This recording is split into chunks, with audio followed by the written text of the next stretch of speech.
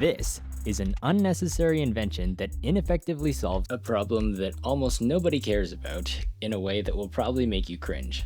See, back when I was interning across the pond, I used to like to wear noise-canceling headphones in the office sometimes. One of the biggest problems with wearing any headphones is the dreaded headphone hair, so I would always be wearing a hat at work, which was fine, but sometimes I just didn't feel like wearing a hat. So I thought, what if I could somehow support the weight of the headband using one of those scalp massager thingies?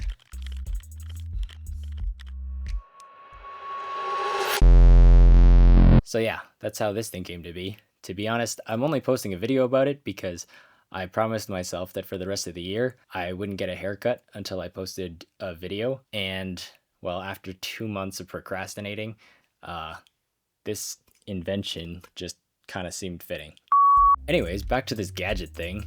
The reason it's shaped like a sort of centipede is actually so it can be made on a 3D printer. Note that at the time I designed it, I didn't really think I could print flexible materials, so I needed these leg things here to be long enough and flexible enough that they could conform to my head enough that it wouldn't be super uncomfortable.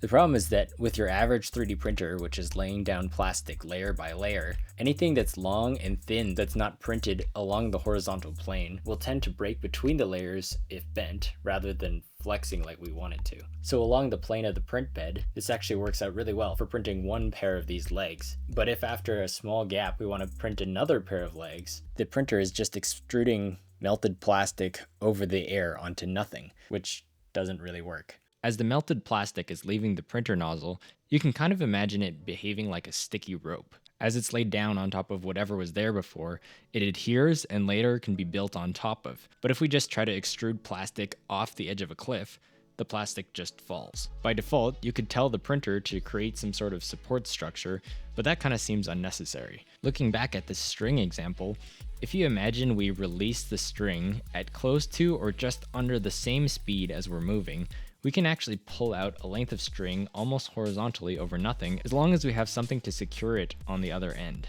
My shape here doesn't have something on the other end, so I just added this sacrificial pillar which we can use to support the end of the bridged section, and which we can later easily just cut off. So that's how the thing's printed, but to actually design the curvature of these endpoints here, I had to use a highly precise craniolocational identification tool.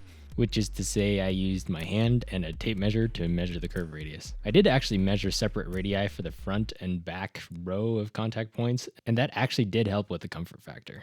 Oh, and according to my script from 3 years ago, and to the surprise of absolutely nobody, I'm actually wearing a black version of this under these headphones here.